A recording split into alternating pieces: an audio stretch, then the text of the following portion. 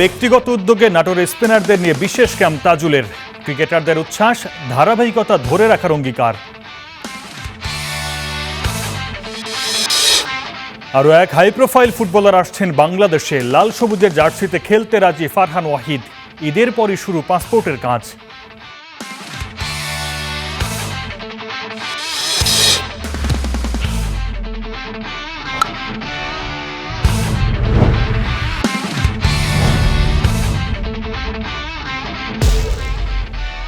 প্রতিটা ম্যাচ, প্রতিটা মুহূর্ত, জয়ের উল্লাস আর হারের নীরবতা। মাঠের খেলা, টেবিলের খেলা, আবেগ অ্যাকশন আর বিশ্লেষণ। খেলা যেমন, খবর তেমন গরমাগরম। ওয়েলকাম টু স্টার প্লে, সঙ্গে আছি সর্দার মোহাম্মদ আরিফ। শুরুতেই ক্রিকেট। নাটোরে ঈদের ছুটিতে বাড়িতে গিয়ে এক ব্যতিক্রমী উদ্যোগ টাইগার ক্রিকেটার তাজুল ইসলামের। জেলার প্রতিভাবান স্পিনারদের খুঁজে বের করতে করেছেন 2 দিনের বিশেষ ক্যাম্প। এমন উদ্যোগে দারুণ খুশি স্থানীয় ক্রিকেটাররা। অন্যদিকে ভবিষ্যতে আরও বড় পরিসরে এই ক্যাম্প আয়োজন করার পরিকল্পনা তাজুলের। তারিকুল হাসানের তথ্য ও ছবিতে রিপোর্ট। নাটোরের বনলতা সেন নয়, তাইজুল ইসলাম। কাঁচাগোল্লার শহর থেকে উঠে আসা, তবুও যার স্পিন ভেলকিতে মুগ্ধ তাবৎ দুনিয়া। ঝুলিতে তার 295 আন্তর্জাতিক উইকেট, গায়ে লেপ্টে বর্তমান সময়ের অন্যতম সেরা স্পিনারের তকমা। তবুও তাইজুল যেন মাটির মানুষ, ভুলে যাননি শিকড়কে। পাকিস্তান সিরিজ শেষে আপাতত ঈদের ছুটি, তবে তাইজুলের ছুটি কই? বাড়ি ফিরেই নেমে পড়লেন মাঠে, কিন্তু এবার আর ক্রিকেটারের ভূমিকা নয়, খোদ কোচের। নাটোর জেলা স্টেডিয়ামে এক ঝাঁক স্পিনারকে নিয়ে টিজের বিশেষ ক্যাম্প। আজকের কলিগুলো আগামীর ফুল হয়ে ফোটার অপেক্ষা। চোখে স্বপ্ন, নতুন দিনের প্রত্যাশা, শেখার নেশা। সামনে পায়ের একটু পজিশন একটু ভুল ছিল, ওইটা ভাই কালকে বলে দিছে, ওইটা নিয়ে কাজ করছি কালকে, আজকে করলাম, আলহামদুলিল্লাহ অনেক ভালো। উনি যে নাটোরের একটা বড় ক্রিকেটার, ওনার হাত ধরে যে আমরা যাইতে পারবো, এটাই মানে অনেক ভাগ্যের ব্যাপার। আজীবন যাকে টিভিতে দেখে এসেছি, তাকে আজকে নিজের চোখে দেখছি। এটা তো আমার কাছে আমার স্বপ্নের মতো লাগছে। এটা ফ্রি ক্যাম্পিং করাচ্ছে, এটা আমাদের অনেক ভালো লাগতেছে। নিঃসন্দেহে এটা একটা ভালো উদ্যোগ, কারণ তারা এই তাজুলকে দেখেই হয়তো জাতীয় দলে খেলার জন্য স্বপ্ন দেখবে। ভাই যে স্পিনার এখানে না, অনেক পেস বোলারও আছে, ওরা আনন্দে আসছে, যাতে মানে ওক দেখে যাতে ক্রিকেটের উপর একটু আগ্রহটা বেড়ে যায়। ঈদে বাড়ি এসে বিভিন্ন বন্ধু বান্ধবের সাথে আড্ডা না দিয়ে এই যে আমাদের আগামী প্রজন্মকে নিয়ে যে কাজ করছে, এটা অকল্পনীয়। কাজের ফাঁকে এসে এখানে যে কাজটা দেখা দিয়ে গেল, সেটা সত্যই একটা উদাহরণস্বরূপ। তাইজুল নিজেই তদারক নবিশ, খুঁটিয়ে খুঁটিয়ে দেখলেন সব। অভিজ্ঞতার ঝুলি উল্টে নিংড়ে দিলেন, ধরিয়ে দিলেন খুঁটিনাটি। টাইগারের স্পিনারের কাছে জানতে চাওয়া, কেন এমন ব্যক্তিগত উদ্যোগ? আমার কাছে মনে হয় যে এটা একটা দায়িত্ববোধ থেকে আসছে। দেখেন, বেশ কিছুদিন ধরে আলহামদুলিল্লাহ একটা জায়গাতে স্টে করতেছি। তো আমার কাছে মনে হয়েছে যে আমি যদি যেটুকু অভিজ্ঞতা অর্জন করছি, তার কিছু সংখ্যক অভিজ্ঞতাও যদি আমি এদের সাথে মানে ভাগাভাগি করতে পারি, এদের মাঝে যদি কিছু দিতে পারি, হয়তো এখান থেকে 2-4 জন উঠে আসবে, আর ওটাই হবে আমার পাওয়া। তবে এই 2 দিনের ক্যাম্পই শেষ নয়। টিজে বলছেন এ তো মাত্র শুরু। বিশেষ এই ক্যাম্প ছড়িয়ে দিতে চান পুরো নাটোর জেলার প্রতিটি উপজেলায়। বের করে আনতে চান ভবিষ্যতের তাইজুলদের। মাহবুব রিমন, স্টার প্লে। বিসিবি নাকি মধুর হাড়ি, কি আছে এই ক্রিকেট বোর্ডে? অন্তর্বর্তী সরকারের আমলে শুরু হওয়া পালাবদলের পরম্পরা এখনও চলমান। এর মাঝে সাবেক ক্রীড়া উপদেষ্টা আসিফ নজরুলকে নিয়ে স্টার প্লেতে বিস্ফোরক মন্তব্য করেছেন বিসিবির সাবেক সহসভাপতি ও পরিচালক ফারুক আহমেদ। ক্ষমতার শেষকালে আচমকায় বিসিবির কাছে 100 কোটি টাকার অনুদান চান তিনি। বিস্তারিত রেদওয়ান শাওনের রিপোর্টে। প্রপোজালটা কিছু 100 কোটি টাকা একবারে বিকেএসপিতে দিয়ে দেওয়া। এটা কার আসলে প্রপোজাল? এটা আমাদের যখন তৎকালীন স্পোর্টস অ্যাডভাইজার ছিলেন আসিফ নজরুল। হ্যাঁ, ওকে টাকাটা দিয়ে দিতে হবে, এইটা আমার কাছে, আমি তখনই চিন্তা করি নাই যে এটা খুব একটা ভালো কাজ হবে। তারপরে প্রেসিডেন্টকে আমি জানিয়েছেন, এটা তো আমাদের পক্ষে সম্ভব না এতগুলো টাকা। বাংলাদেশ ক্রিকেট বোর্ড, কারো কাছে এটা যেমন আবেগের জায়গা, কেউ আবার এতে খুঁজে পান অর্থের ঝংকার। দেশে তো বটেই, বিশ্ব মানচিত্রেও বিসিবি দাঁড়িয়ে আছে অন্যতম ধনী প্রতিষ্ঠান হয়ে। তাই মধুর সন্ধানে এখানে সময় সময় আবির্ভাব ঘটে মুখে ক্রিকেট উন্নয়নের নারা লাগানো অতিথি পাখিদের।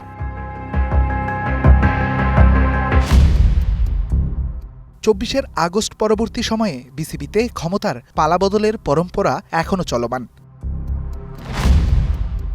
আসিফ মাহমুদ থেকে আসিফ নজরুল। অন্তর্বর্তী সরকারের আমলে এই দুই ব্যক্তির হাতে ছিল দেশের ক্রীড়াঙ্গনের মানচিত্র, কিন্তু চার চোখ যেন আটকে ছিল ওই বিসিবিতেই। 2024 সালের 9 আগস্ট যুব ও ক্রীড়া মন্ত্রণালয়ের উপদেষ্টা হিসেবে দায়িত্ব পান আসিফ মাহমুদ সজীব ভুঁইয়া। 16 মাস দায়িত্ব পালনের পর নির্বাচনের তাড়নায় ছেড়ে দেন উপদেষ্টা পদ। এরপরই এক আসিফের চেয়ারে এসে বসেন ভিন্ন আসিফ। দায়িত্ব পালন করেন 2 মাসের বেশি। কিন্তু ওই যে বলে না, গাছ কাটতে বছর লাগে না, লাগে শুধু ধারালো সরঞ্জাম। বিসিবির সেই রূপক গাছের ওপর আসিফ নজরুল যেন কাজ করেছেন ধারালো অস্ত্র হয়েই। ক্রিকেটারদের দীর্ঘ পরিশ্রম আর পরিকল্পনাকে বুড়ো আঙ্গুল দেখিয়ে যেমন টি-20 বিশ্বকাপের স্বপ্ন ভেঙে দিয়েছিলেন এক মুহূর্তের সিদ্ধান্তে, তেমনি ক্রিকেট বোর্ডকে বলি বানিয়ে ক্ষমতার শেষকালে 100 কোটি টাকা অনুদান দেওয়ার মতো অবাস্তব চাপ দিয়েছিলেন ক্ষমতার চেয়ারে বসে। এটা তো খুবই, এটা ইচ্ছা করলে কিন্তু আমরা দিতে পারতাম না। বিকজ প্রথম কথা হলো গিয়া 2-3 জন কোনো আপনি ডিসিশন দিতে পারবেন, এটা 25 জনের একটা ব্যাপার আছে এক। বাট আমার মনে হয় যে ওইটাও একটা খুব মানে, আমরা তো বাংলাদেশ ক্রিকেট যদি একটা বোর্ড হয়, যদি কাউকে হেল্প করে আরেকটা ডিসিপ্লিন যদি ইমপ্রুভ করতে পারবো, আরেকটা ইনস্টিটিউশন যদি ভালো যায়, আমরা সবাই চাই যে বাংলাদেশি। বাট এটা তো মানে ওকে টাকাটা দিয়ে দিতে হবে, এইটা আমার কাছে আমি তখনই চিন্তা করি নাই যে এটা খুব একটা ভালো কাজ হবে। আপনাদের প্রপোজালটা কি ছিল? তাহলে 100 কোটি টাকা একবারে বিকেএসপিতে দিয়ে দেওয়া। এটা কার আসলে প্রপোজাল? এটা আমাদের যখন তৎকালীন স্পোর্টস অ্যাডভাইজার ছিলেন আসিফ নজরুল। হ্যাঁ। অবশ্য সরাসরি এত বড় আর্থিক লেনদেন না করে তৎকালীন বিসিবি প্রেসিডেন্ট আমিনুল ইসলাম বুলবুলকে ভিন্ন প্রস্তাবও দেওয়ার কথা জানান ফারুক আহমেদ। আপনি যদি বিকেএসপির নামেই একটা 20 কোটি টাকার একটা ফিক্সড ডিপোজিট করে ওর থেকে যে ইনকামটা আসতো, ইনকামটা আপনি দিয়ে দিতেন। কেন আপনি জানেন প্রায়ই বিকেএসপির অনেক সময় দেখা যায়, কেন বিকেএসপির সাথে কিন্তু cricket board hand in hand কাজ করেছে। আপনি জানেন ওদের আমরা 2টা মাঠ ইউজ করি, কিছু ফ্যাসিলিটি ইউজ করি, প্র্যাকটিস করি। ওটার সাথে কিন্তু আমি থাকা অবস্থায় একটা বাস দিয়েছি 29 সিটার, তার সাথে একটা লাগেজ ভ্যান দিয়েছি যেটা 1 কোটি টাকার উপরে। তারপরে যেমন এরকমভাবে হতে পারতো, আমি যেটা বললাম যে 10-20 কোটি টাকার একটা ফান্ড দিয়ে দিলে ক্রিকেট বোর্ডেরই থাকবে, কিন্তু এটার যে ইনকামটা বিকেএসপিতে যেতে পারতো, যাতে করে তারা সারা বছর কিছু না কিছু প্রোগ্রাম, আপনি 20 কোটি টাকা যদি আমরা ফান্ডটা দেই, আপনি অ্যাটলিস্ট 18 লাখ টাকা পাবেন আপনি মান্থলি। সেই 18 লাখ টাকা কিন্তু আপনি বেশ কিছু, মানে বছর গেলে আপনার 3.5 কোটি টাকা আপনার এসে যাবে। তারপরে প্রেসিডেন্টকে আমি জানিয়েছেন, এটা তো আমাদের পক্ষে সম্ভব না এতগুলো টাকা। নিজেদের আয়ত্তে অর্থ রেখে বিসিবির ফিক্সড ডিপোজিট পরিকল্পনায় রাজি হননি আসিফ নজরুল। শেষ পর্যন্ত ঢাকা বিশ্ববিদ্যালয়ের মাঠের উন্নয়ন প্রকল্পে 2 কোটি টাকা তুলে দেয়া হয় ঢাকা বিশ্ববিদ্যালয় ছাত্র সংসদের সহসভাপতি সাদিক কায়ুমদের হাতে। বিষয়টি উল্লেখ করে বিস্তারিত জানতে যোগাযোগ করার চেষ্টা করা হয় আসিফ নজরুলের সাথে। দিনের পর দিন বারংবার মেসেজ কিংবা কল দিয়েও কোনো উত্তর পায়নি স্টার প্লে। তাই প্রশ্ন থেকে যায়, কোন পরিকল্পনায় বিকেএসপির মতো একটি স্বায়ত্তশাসিত প্রতিষ্ঠানের নামে 100 কোটি টাকা বরাদ্দ চেয়েছিলেন আসিফ নজরুল।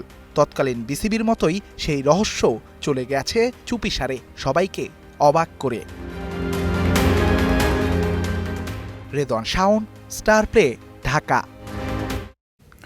স্পোর্টসকে দলীয়করণ নয়, পরিবারকরণ করেছে তামিম ইকবালের অ্যাডহক কমিটি, এমন অভিযোগ করেছেন সাবেক ক্রীড়া উপদেষ্টা আসিফ মাহমুদ সজীব ভুঁইয়া। আসন্ন বিসিবি নির্বাচন কাউন্সিলে হওয়া কারো নিজের পরিচয় নেই, বরং বাবা, চাচা এবং খালুর পরিচয় এসেছেন বলেও অভিযোগ করেছেন সাবেক ক্রীড়া উপদেষ্টা। সবাইকে একত্রিত করে নিউট্রালি, নিরপেক্ষভাবে, দলীয়করণ মুক্ত, রাজনীতিকরণ মুক্ত রেখে আমরা ক্রীড়াঙ্গনটাকে নতুনভাবে সাজাতে চাই। রাজনীতিকে মুক্ত করে ক্রীড়াঙ্গনকে যদি আমরা সামনে নিতে পারি, তাহলে নিশ্চয়ই আমরা সফল হব। এই কথাগুলোর মিল খুঁজে পাওয়া মুশকিল। বিসিবি নির্বাচনের কাউন্সিলর লিস্ট দেখলে সহজেই বোঝা যায় রাজনৈতিক সংশ্লিষ্টতা এবং আত্মীয়করণের মধ্য দিয়ে হতে যাচ্ছে বিসিবি নির্বাচন।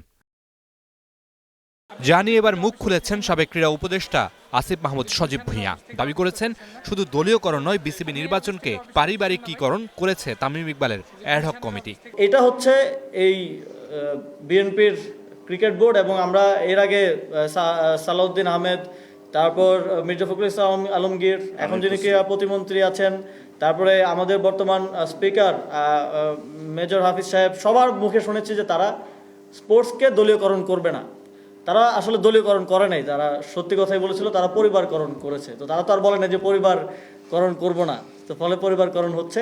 শুধু তাই নয়, বিসিবিকে রাজতন্ত্রে পরিণত করা হয়েছে বলেও অভিযোগ করেছেন তিনি। আগে রাজারা বিভিন্ন প্রভিন্স ভাগ করে দিত না, যে এই প্রভিন্স চালাবে আমার ভাতিজা, ওই প্রভিন্স চালাবে আমার ছেলে, এরকম চলতেছে। এবং একেবারে প্রতিযোগিতা লেগে গেছে। একজন এমপির ছেলে সেও আসতেছে, মন্ত্রীর ছেলে, প্রতিমন্ত্রীর ছেলে, মন্ত্রী নিজেও আসতেছে, সিলেটের প্রশাসক যাকে সরকার নিয়োগ করেছে সিটি কর্পোরেশন, তিনিও এসেছেন। আঙুল তুলেছেন বিসিবির অ্যাডহক কমিটির প্রধান তামিম ইকবালের দিকেও। কোনো ব্যক্তির নিজের পরিচয় নাই, সবার বাপের পরিচয়, খালুর পরিচয়। তারপরে দেখলাম যে যিনি এখন অ্যাডহক কমিটির প্রেসিডেন্ট আছেন, তার ফুপাও কাউন্সিলর, তার ভাইও কাউন্সিলর, তার কোন ভাগ্নেও কাউন্সিলর, চাচাতো ভাইও কাউন্সিলর। মানে একেবারে পরিবার পরিজন নিয়ে মনে হচ্ছে আমরা একটা রাজতন্ত্রে বসবাস করতেছি। আসন্ন বিসিবি নির্বাচনের প্রতিদ্বন্দ্বিতার কোনো উত্তাপ নেই। শেষ সময়ে এসে যোগ হয়েছে সমালোচনা। সেই সমালোচনা উতরে বাংলাদেশের ক্রিকেটকে এগিয়ে নেওয়াই এখন তামিম ইকবালের সবচেয়ে বড় চ্যালেঞ্জ। মামলা রশিদ, স্টার প্লে, ঢাকা। সুখবর সুখবর সুখবর, বাংলাদেশের জার্সিতে খেলতে রাজি হয়েছেন Farhan Ali Wahid.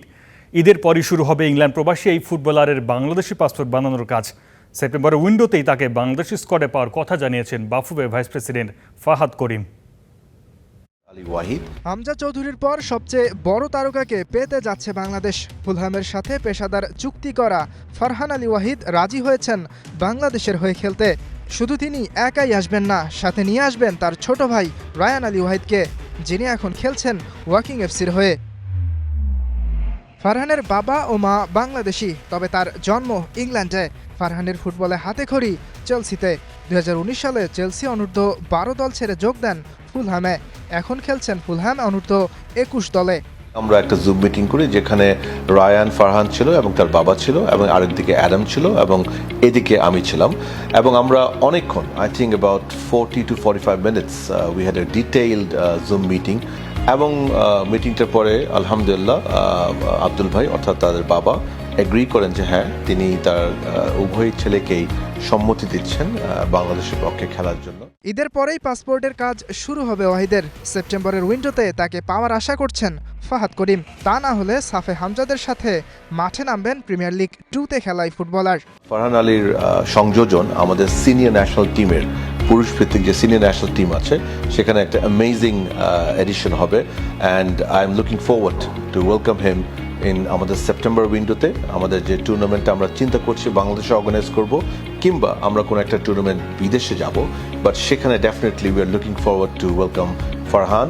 But most importantly নভেম্বরে যে সাফ হবে ইনশাআল্লাহ, সেখানে definitely we would like to have him. So we are expecting him both for the September window and November. Hamza চৌধুরীর পর দ্বিতীয় বাংলাদেশি ফুটবলার হিসেবে ইংলিশ প্রিমিয়ার লিগে দেখা যেতে পারে ফারহানকে। ডান প্রান্তে খেলা এই উইঙ্গার বাংলাদেশের আক্রমণ ভাগের অন্যতম ট্রাম্প কার্ড হবেন। ইয়াসির আরাফাত সবুজ, স্টার প্লে। পৃথিবীর সর্বোচ্চ পর্বতশৃঙ্গ মাউন্ট এভারেস্ট জয় করেছেন বাংলাদেশের নারী পর্বতারোহী নুরুন্নাহার নিম্মি। নেপালের স্থানীয় সময় ভোর 5:24 তিনি এভারেস্টের চূড়ায় পৌঁছান। খবরটি নিশ্চিত করেছে Bangladesh mountaineering and trekking club. জানা গেছে, অভিযাত্রী নুরুন্নাহার নিম্মি গত 11 এপ্রিল নেপালের উদ্দেশ্যে ঢাকা ত্যাগ করেন। গত 25 মে ক্যাম্প 2 থেকে যাত্রা শুরুর পর ধাপে ধাপে ক্যাম্প 3 ও ক্যাম্প 4 অতিক্রম করেন নিম্মি। পরে প্রতিকূল আবহাওয়া ও দুর্গম পথ পেরিয়ে সারা রাত অভিযান চালিয়ে আজ ভোরে চূড়ায় পৌঁছান। এ সময় তার সঙ্গে ছিলেন দাওয়ানুপু শেরপা ও লাকমা থিনদোক শেরপা। এই সাফল্যের মাধ্যমে বাংলাদেশের পর্বতারোহণ ইতিহাসে যুক্ত হলো নতুন এক গৌরব গাথা। প্রথম বাংলাদেশি নারী হিসেবে 2012 সালের 19 মে এভারেস্টের চূড়ায় আরোহণ করেন নিশাত মজুমদার। একই বছরের 26 মে শিখর জয় করেন ওয়াসফিয়া নাজরিন। এরপর দীর্ঘ 14 বছর পর বাংলাদেশি নারী হিসেবে এভারেস্টের চূড়ায় উঠলেন নুরুন্নাহার নিম্মি। ইতিহাসের সবচেয়ে বড় আর জমকালো বিশ্বকাপ দেখার অপেক্ষায় গোটা দুনিয়া। এবারই প্রথম 3 হোস্ট, 48 দল আর এআই টেকনোলজির বিশ্বকাপ। অনেকের প্রথমের মাঝেও ফুটবল ভক্তদের বাড়তি নজর থাকবে নর্থ আমেরিকার 3 যৌথ আয়োজক আমেরিকা, মেক্সিকো এবং কানাডার উপর। হোস্ট হওয়ার কারণে খেলতে হয়নি বাছাই পর্ব। তবে এই 3 দলের জন্য বিশ্বকাপের মূল পর্বের হিসাব কেমন হচ্ছে, প্রশ্নের উত্তর মিলিয়েছে Diana Zarin. United States of America 1994 সালের পর আবারও ওয়ার্ল্ড কাপ হোস্ট মার্কিনিরা। তবে 32 বছর আগের সেই দল আর মাউরিসিও পচেত্তিনোর বর্তমান আমেরিকা দলটা গুণে মানে একদমই আলাদা। বিশ্বসেরা কোচ, রিচ ডোমেস্টিক ফুটবল আর অনেক ফুটবলারের ইউরোপিয়ান লিগে খেলা অভিজ্ঞতা, সাথে হোম অ্যাডভান্টেজ। এবার দ্য ইয়াংস হতে পারে জায়ান্ট কিলার, টুর্নামেন্টের surprise package. AC Milan winger Christian Pulisic American ফুটবলের পোস্টার বয়, ইউভেন্তুসের ওয়েস্টার্ন ম্যাককেনি, বোর্নমাউথের টাইলার অ্যাডামস মিডফিল্ডে ইঞ্জিন। প্রতিপক্ষ ডিফেন্সকে একাই ধসিয়ে দিতে পারেন Monaco attacker Folarin Balogun. Transitional speed আর কাউন্টার প্রেসিং, পচেত্তিনোর কুইক কাউন্টার ট্যাকটিসে চোখের পলকে আক্রমণ গড়ে তুলতে পারে পুলিসিচরা। ঘরের মাঠের চেনা ফাস্ট পেসড পিচগুলোতে আমেরিকানদের গতি প্রতিপক্ষের জন্য মারাত্মক হুমকি। ডিফেন্সিভ অর্গানাইজেশন, বড় টুর্নামেন্টে হাইলাইন ডিফেন্স ধরে রাখতে গিয়ে প্রায়ই ভুল করে বসেন তাদের সেন্ট্রাল ডিফেন্ডাররা। এছাড়া স্বাগতিক দেশ হিসেবে শেষ মুহূর্তের স্নায়ুচাপ সামলানোর অভিজ্ঞতা এই তরুণ দলের কিছুটা কম। ইতিহাসে প্রথম দেশ হিসেবে 3টে বিশ্বকাপ আয়োজন করতে যাচ্ছে মেক্সিকো। ঐতিহাসিক আস্তেকা স্টেডিয়াম তাদের সবচেয়ে বড় অস্ত্র। সমুদ্রপৃষ্ঠ থেকে বেশ উঁচুতে অবস্থিত এই স্টেডিয়ামের কন্ডিশনে প্রতিপক্ষের দম ফুরিয়ে যায় আর মেক্সিকোকে দেয় হোম অ্যাডভান্টেজ।